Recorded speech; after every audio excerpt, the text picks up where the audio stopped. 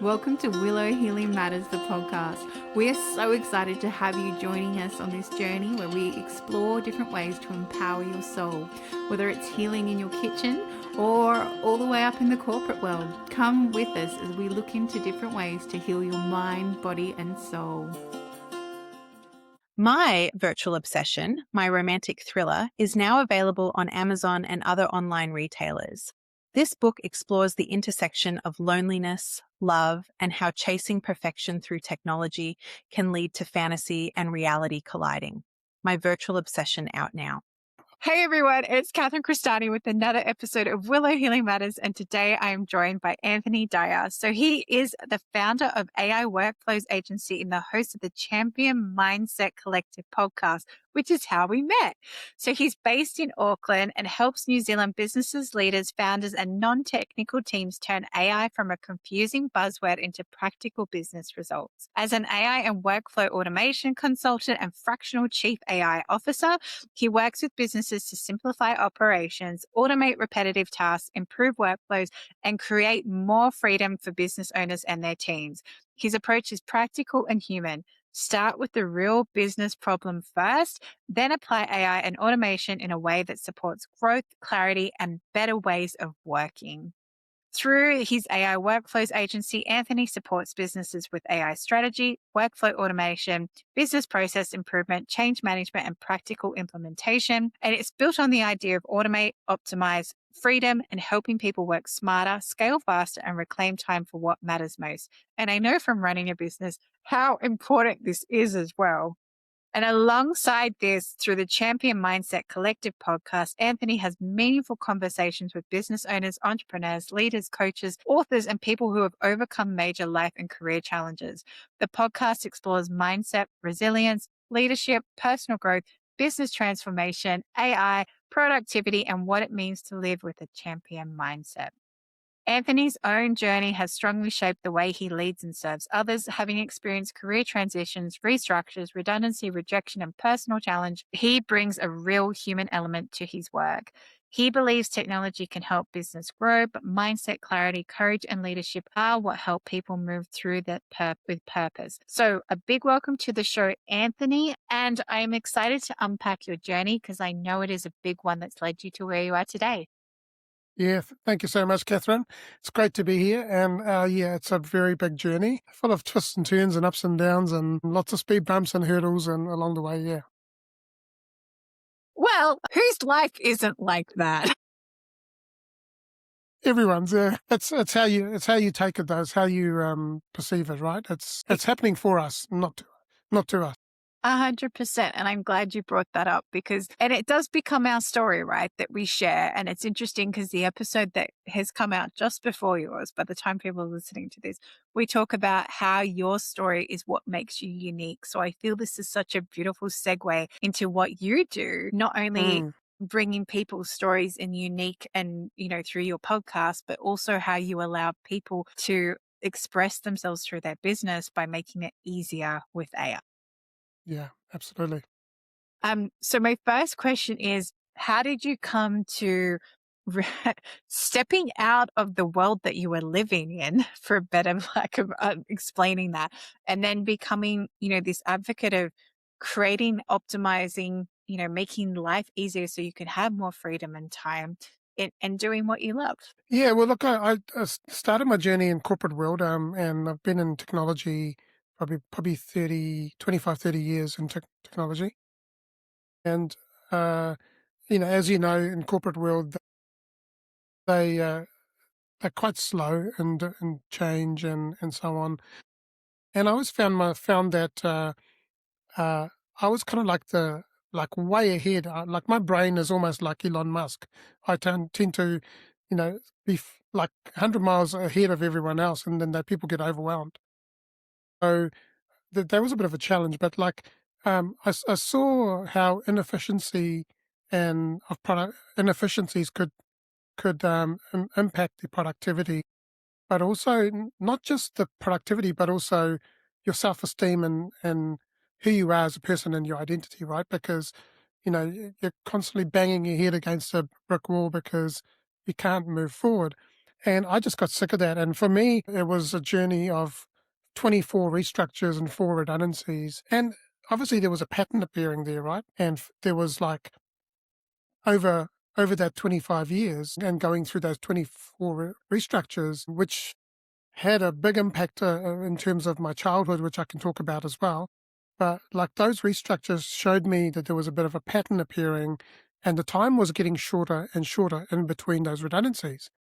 So for me, the last one, which was in 2024, was the one that kind of, I guess, pushed me into or gave me the realization that I'm not meant to be doing this anymore. I'm meant to be actually working for myself. So then with AI coming on the scene, I mean, AI has been around since the 60s, but since AI actually became more available to businesses, I thought, well, small, medium businesses could benefit from this. And so what I did is I decided to start my AI workflows business agency to help small, medium businesses work smarter and not harder. Technology. I love that journey too, because, it highlights how I feel if you hadn't come to that realization, you would have just kept in that cycle of redundancies and restructures and that, and this is where I say to people, look at the signs in your life because the universe will keep turning them up. And like you said, it kept getting quicker and quicker and quicker because they're like, oh my goodness, he still hasn't got the message. He still hasn't got the message. He still hasn't got the message. Oh yes, he's got the message. And then, Yeah. yeah. Yeah. To give you context, the first one was in 2000. The second one was in 2019. The third one was in 2023. And then the fourth one was in 2024, 3 months into the role. Yeah. Yeah.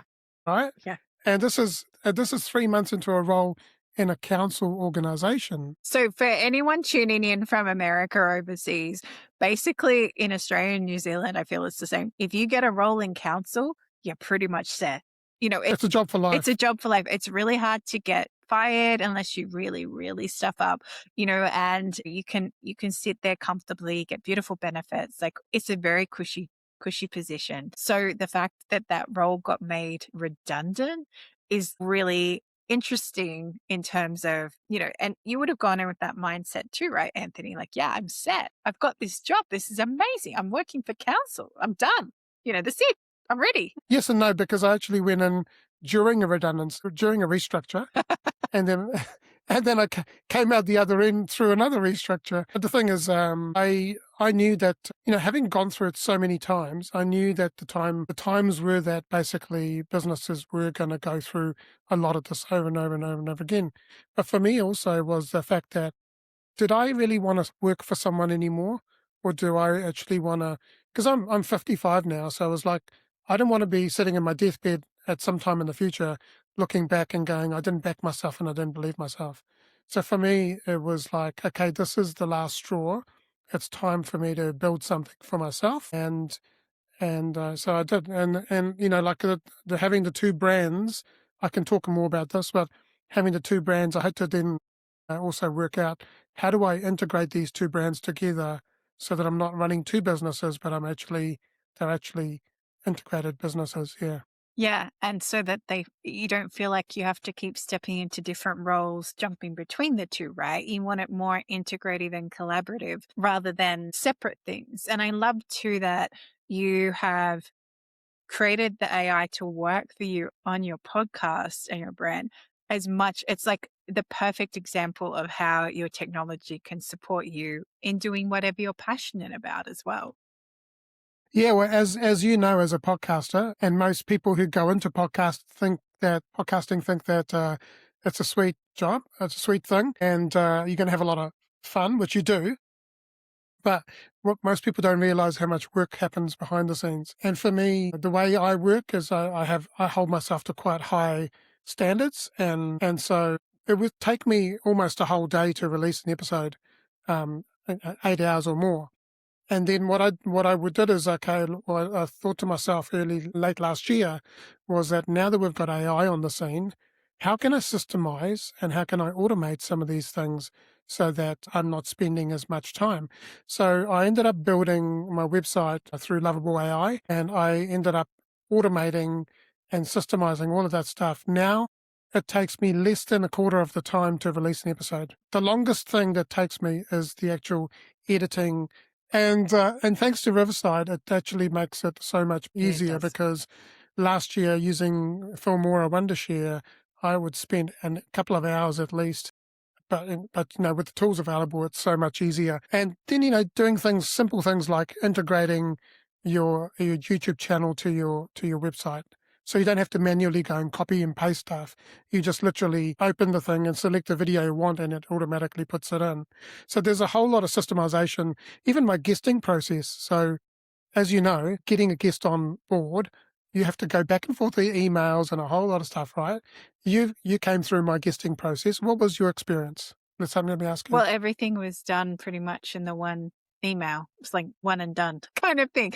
So it was just easy. And I guess this is where, and it's interesting for me from developing my podcasting form of what I get from people. I slowly started adding more things from learning. Like, actually, no, that'd be really handy to have the person's phone number so I can text them if I drop out or if they can't connect, or it'd be really handy to have this information from them. And now just talking to you from before, I'm like, oh yeah, maybe I should put a section where they can upload their headshot, so all these kinds of things come from it, but you just put it all in the one package. So it's done. It's like, oh yeah, here it is. Yeah. Yeah. And there was two reasons for that. One was to simplify the process for the guest, but then also simplify and reduce the time that it takes me to do all that stuff. And what I've got on my side is a whole guesting management system that I've built. And so when you submit a form, it automatically appears in there. I can then go, after the discovery call, I can then go push the approve button, and you get an email saying you've been approved. You go to that link, fill out the information. Now, all of the information that you provide gets stored and then repurposed for when the show notes get created, when the script gets created. So all of that stuff uses the information that you provided to me. So I was like, I don't want to just have information for the sake of having information, but I want to use it in some shape or form. So yeah, and I love the unique way that you present each of your guests through your podcast as well. And aligned. Yeah. Every guest, every episode has an episode page with all the guest details. It has the episode information. It has the videos. It has an article that's written from the transcript, and also the transcript gets converted or distilled down into a 3 to 4 page practical guide that you can actually download and start to apply those principles in your life. So how many times have you listened to an episode and you've forgotten everything that was said on there? But imagine being able to download this 3-page guide and be able to go, how can I put this into practice now so I can then go through the change and actually become the better version of me? Yeah. Yeah, which is amazing. With all the AI that you use, how do you not lose yourself within the AI? So I've built a brain that, my second brain, effectively. Thank you. Just like, hang on, you're counteracting the question there. No. So within my platform, because most people will think my championmindsetcollective.com is a website. On the front side of the front end of it, it is a website. But in the back end, there is so much automation, so much context for AI. So when Gemini in the back end is you doing something for me, it's actually referencing a brain, and it's referencing information about me and my voice. So when it crafts it, it knows exactly how to. So for example, let's take a script for an episode, right? I've now got a drop-down list with Anthony's voice and different types of styles that I want to create the script in.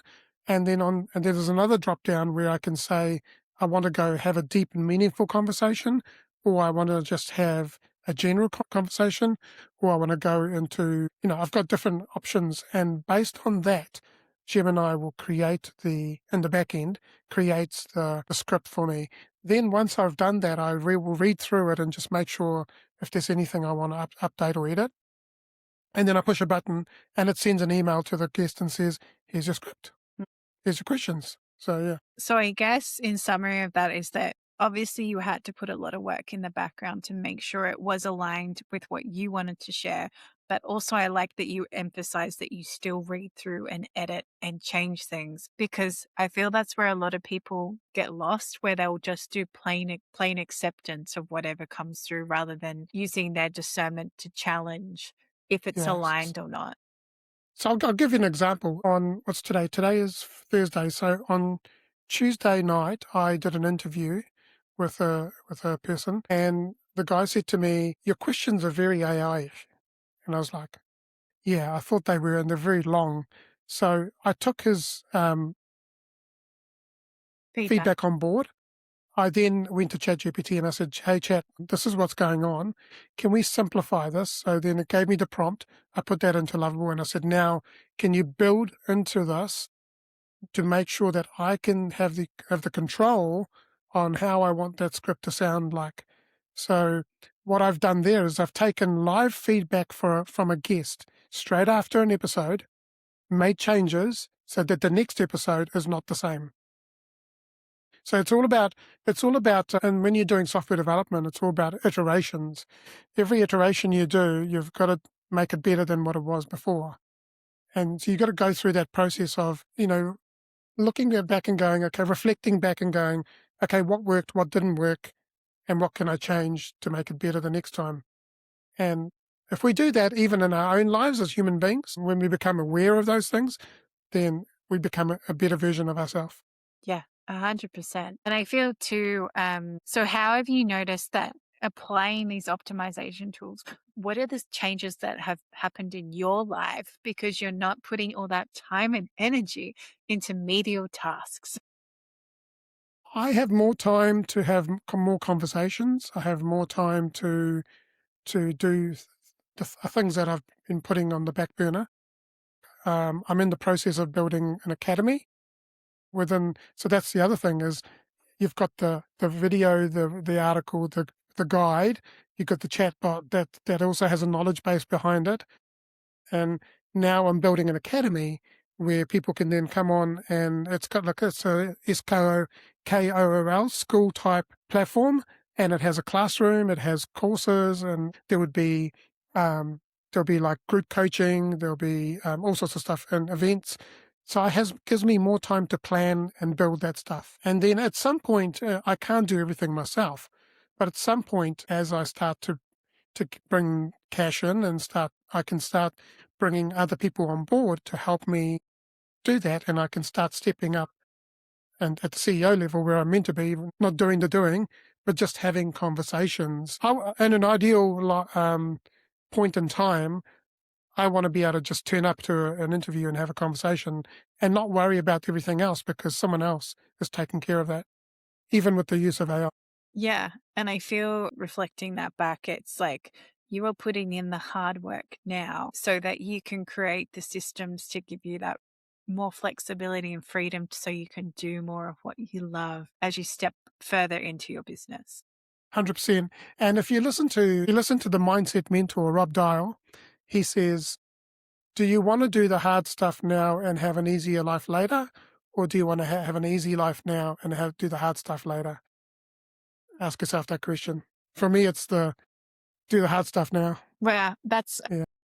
for me in a reading the other week, the thing that came through was choose your level of suffering. So would you rather suffer now doing the hard stuff so that your life is easier later? Or would you rather suffer later because you put off doing the hard stuff that would allow you to get to where you wanted? Yeah. Exactly. And like a guest of mine, Joe Gilserium, he said that either way, so whether you work in a job or whether you're an entrepreneur, either way, you're going to suffer.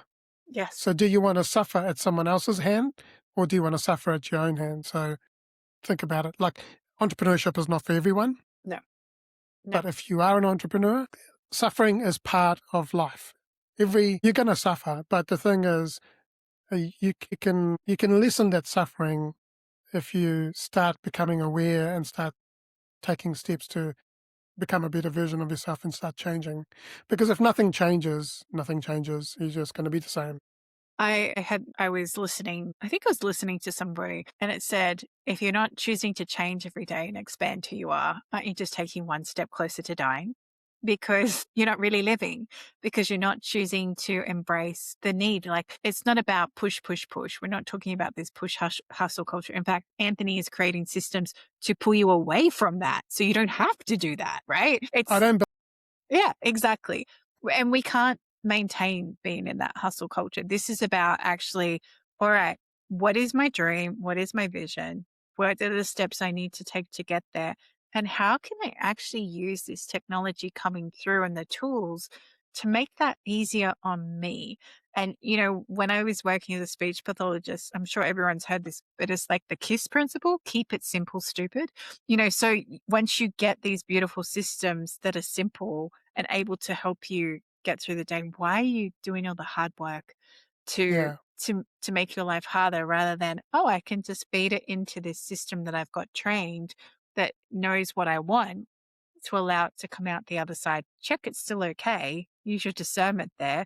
But at the same time, you save so much time. I know for me personally, starting to use AI as a tool has saved me time on editing. It saved me time on not just my podcast, but also like my book writing and my articles that I write and things like that. Also, marketing campaigns, it takes forever and like a fortune, whereas you can start to get these really nitty gritty things, but actually embracing it and giving it feedback. And don't get me wrong, some days it's terrible. Some days it's It like is. you have to walk away and you're like, today's not a day. It's a sign. I'm going to go outside or do something today, or just have conversations and focus on something that you're passionate about. Yeah, AI also needs a rest from time to time. My co-host on a new podcast I'm doing, he calls it the lazy employee. Yeah, You need to Yeah. give it some annual leave. you do. And I was talking to on Monday. I did my first AI coaching session with a business owner, and I said to her, I said, "Look, we will not be discussing tools in this session." And she looked at me and I said, "No, this session is about strategy. It's about understanding your vision, your mission, objectives, and then understanding where your bottlenecks are." And I said, then we're going to create a plan. So I had built an assessment, which is again built through Lovable and it's built through AI. And it's got 6 areas of your business. And you go through, answer a whole lot of questions. And then at the end of it, it produces a report, which you can download in a PDF and take away with you. And the conversation we had before we did the assessment and everything we discussed, when we downloaded the report and we saw it on the screen, it was exactly what we talked about. So now then she says, well, I said, well, now you've got clarity. You see, most people going after tools, the capability and the execution side of things, I feel that's not going to help you. I don't want to say it's the wrong way. It's probably not the best way. Band-Aid? The Band-Aid? Well, basically you're chasing tools rather than understanding what the problem is, right, that you're solving. So first of all, you've got to have a foundation, and your foundation is your mindset, because you've first of all got to be able to adopt AI and embrace it. But then you've got to have clarity as to where are you going in your business, and also, so where are you going in your business, and then it's just reconnecting. You're good. You're still here. Okay. Yeah. So where are you in your business, and what are the steps that we need to take to get there, right? So we've got to have the clarity first and the mindset. Once you have that foundation, then you can look at the capability of tools and execution. Because if otherwise you're building a skyscraper on sandy ground. Now, if you live in Dubai, that might be okay because they're really good at building skyscrapers in the desert, right? But like, you want to be able to get clarity first. And for me, early this year was, how do I use AI Workflows Agency and Champion Mindset as integrated? Champion Mindset Collective provides the education, the credibility, the authority. It provides the mindset and the clarity, right? Then AI Workflows Agency helps with the business side of it. The tools. And then the tools, and then also once the client is onboarded, they go back into the Champion Mindset Academy, and then they go through a course, and they go through And it's a course where they're not just doing a self-paced course; they're actually getting mentored. Every week there's a group call, a masterclass, and then accountability calls, and you're actually stepping them through like you would as a business coach. So kind of blending the two together.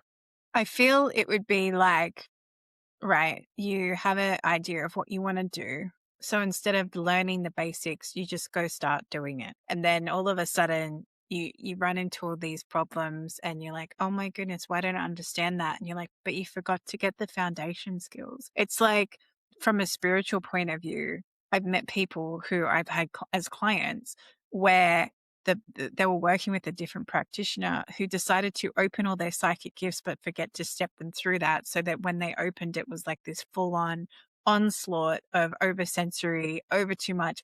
It was all too much. Like it was, and then they just closed the box because it was like, oh my goodness, this is too overwhelming. Whereas if we went, like when I then worked through, it was like, okay, well, let's put some protective structures in place. Like let's actually build up what we need to get to in order for this to work. Because if you don't put, like you said, those foundation steps in there, then it stops it from you being able to utilize everything. So, if you don't have in my words, it's like spiritual hygiene. If you don't have the spiritual hygiene, then you're just going to be clogged up, right? Like Yeah, it's too much. yeah, The tools aren't going yeah, to work because yeah, you haven't bothered to fix the things at the start. Yeah. yeah. And for this client that I was taking through in the business coaching, she had some reservations why because she wouldn't use AI. And I said, well, what is it? And she said, well, it's the risk and the security, because she's got clients as a digital marketer, and she doesn't want her clients' information going into LLMs. So I said, well, let me ask you a question, or let me make a statement. And I said, I had a guest on my podcast, and if you look up Manoj Agarwal, his name is, he calls his business AI Merch. And he said to me, you don't put crude oil into your car. And I went, sorry? He goes, you don't put crude oil into your car. I said, no, put refined oil in your car. He said, well, why would you then go into the LLMs and put your data in there, right? So it's almost better to build something else that can query the large language models, but you've got to make sure that your data is secure. So for her, she didn't want her client's information ending up in the LLM. Right? So a large language model is, if you don't know what an LLM is. So I said, well, let's look at how we can solve that problem. So it's a problem to solve. It's not it's not like something that, she's not going to be able to embrace AI. It's just that she's just got something that in front of her that's kind of like stopping her from moving forward. And there's a fear there, right? So the fear comes from what? Why do you feel fearful? It's uncertainty, right? There's no clarity. So once you have the clarity and the mindset, then everything else is easy. Yeah, and I find that interesting too, because sometimes I'll use AI to create things for my clients. And what I'll do is I'll put in snippets of conversations I've had. I haven't put their details, I haven't put who they are. I've just put moments that were captured in time that were the same themes that kept coming up again and again. Or if they've shared testimonials or reviews, I'll put, hey, here are the reviews. Can you, which anyone can find because they've posted them publicly. Can you find the themes in this so I can generate something out of it? And it's still keeping that anonymous. And I understand your client's fears because my background in allied health, I was so resistant to going to a cloud-based management system because I said, what stops someone logging in and getting all the data? But then all of a sudden I'm like, hang on, the doctors are doing it. All the other allied health are doing it. Clearly, apparently this is acceptable now, and I guess it's on the encryption that's happening on the other end, whether or not. And in saying that, when we did go to the cloud-based system, it made it so much easier to do a lot of things from home and access information that you would previously have to remotely log in to get, like all these other things. So I get where that resistance comes from. And I know a lot of the people I work with, the resistance is also losing themselves to the technology and what is that information being used for? So I guess that's where that is. A good example is that a lot of people have accidents and die on the road. Yeah, doesn't mean you don't drive. Yeah. But does that stop you from driving your car? No, no. But you just build up a resilience to, hey, there's always going to be some idiots on the road, and you might be one of them, right? But you take that risk anyway, right? And just stepping outside your door, there's a risk. I mean, but you don't know what's going to happen, but you take that. It's like you've got to have that certainty without the logic that everything's going to be okay. Yeah. Well, I feel Yeah. it steps into that whole law of attraction, right? Like attracts like. So even, when, if you always fear that you're going to have a lawsuit, then you're just going to pull the lawsuit because your brain's looking for a lawsuit. Whereas, if you're like, no, I'm fine, it's going to be okay. I've got things in place anyway. I'm not saying if you have to have insurances and things, please, this is not me saying not to get those. Yeah. But at the same time, you're just taking a step and know that you're okay no matter what. Yeah. And then you don't have to focus on it.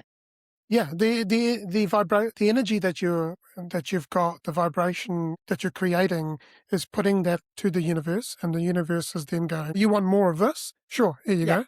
So when you say, I don't want a lawsuit, then you go, oh, you want more of that? No, here you go.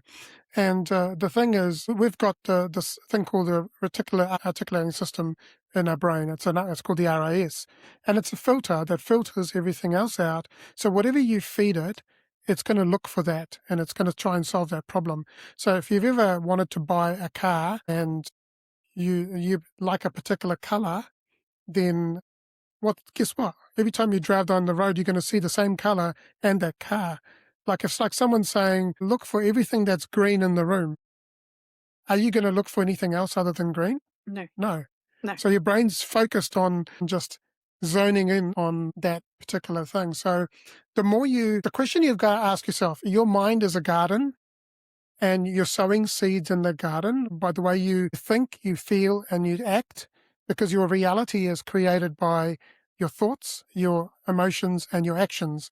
So if you're feeding your garden with negative or thoughts and emotions, then you're growing negative plants, effectively. You're growing weeds, effectively, right? Instead of flowers. Well, I guess sometimes they don't even grow. This is the thing. No. Because you haven't put the energy in it. Or my other favorite is you don't plant seeds and then dig them up halfway through, right? To see if they're growing. No, because you trust. You've got trust. You got right? trust. Because you grow a seed, and you know that you've got the certainty that it's actually growing beneath the dirt. The other thing is, like, I was talking to a friend on the weekend, and I said, we were at lunch, and I said, okay, you've ordered a meal. Do you doubt that meal is going to come? She goes, no. I said, then you've got to believe that things are going to happen. So when you go to a restaurant, you order a meal, you know that it's coming. You've got an expectation that it's coming. So the more you live your life like, I expect great things to happen for me, I expect these things to happen expect shitloads of money to come to me, excuse my French, then what you're doing is you're actually putting those intentions out, and those are the things that you're going to draw towards you.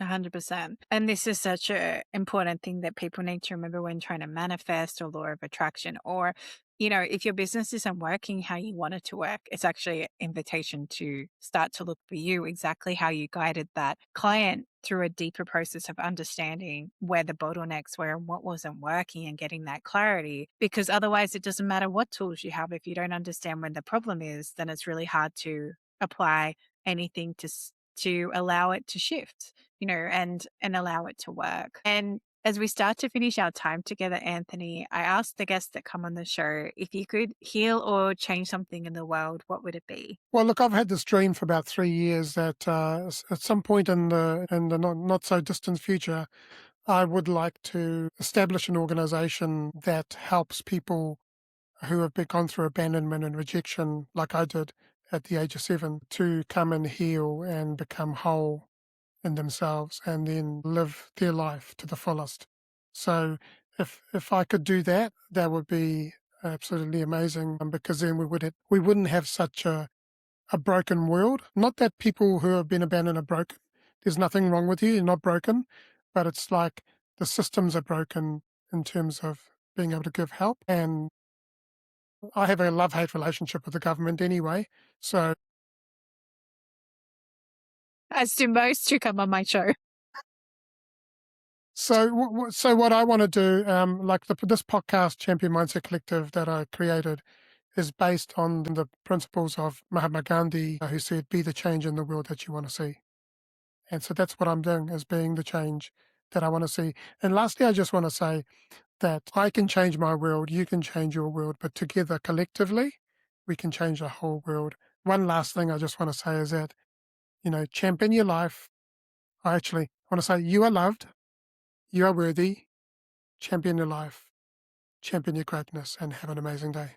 Yeah, beautiful. And if people want to come and find you in the Champion Mindset Collective, where can they go, Anthony? They could just go to my website, which is www.championmindsetcollective.com. You can search my name on Google and you'll find me all over Google. Otherwise, and if for everyone listening, if you enjoyed this episode, please feel free to like, share, or subscribe. If you have someone curious about AI and using it in their world in terms of their business or definitely in their podcasting, Anthony is definitely the man to come and talk to. So please check out the links in the show notes as well. Look, I've done about 206 episodes as of last night. I want to encourage you to go to the website, go look up the episodes, go to the page, read the articles, and then go and download the practical guide. It's free. You just have to put in your email and phone number, your name and email and so on, and you can download that and you can actually start to make change in your life right now. So you can go listen, read, and download and change your life. Yeah. And do that. Everyone listening, do that. Go choose to change your life, because the only time your life is going to change if you make the choice and then step into action to make it happen. If you keep passively hoping and praying for the world to change and do nothing about it, then just like Mahatma Gandhi said, be the change you want to see in the world, because that's the only way it's going to change. So a big thank you to everyone for listening. And thank you, Anthony, for being on the show and sharing how you've innovated AI to work for you, but also how important mindset, clarity, and choosing to be the change you want to see, is in this world. Thank you, Catherine. Hey, beautiful souls. It is Catherine Crestani here, and I wanted to have a chat with you about a really amazing cacao that I drink to help me get in ceremony, to help me ground, but also just because it tastes freaking good. So if you're curious and want to know about drinking something other than coffee or your standard tea, why not check out Creation Cacao? I love this with a bit of honey and cinnamon sprinkled in, and just letting it brew and having that whole intention as you create this cup. So if you're curious about want to know more, check out the link in the show notes and in the bio, and enjoy your cup of cacao. Thank you for listening to Willow Healing Matters, the podcast. We have so much love and gratitude that you have taken the time out of your day to empower you on your healing journey. The views shared by the person being interviewed might not necessarily reflect that of the host and should be used at your own discernment. Trust what resonates for you and follow your heart and soul guidance. If you have any underlying medical conditions or mental health issues, please consult with your healthcare provider before pursuing any of the recommendations. Likewise, you can always contact the person being interviewed to find out more information. This can be found in the show notes. Remember to activate, align, heal, empower, and find love in everything that you do.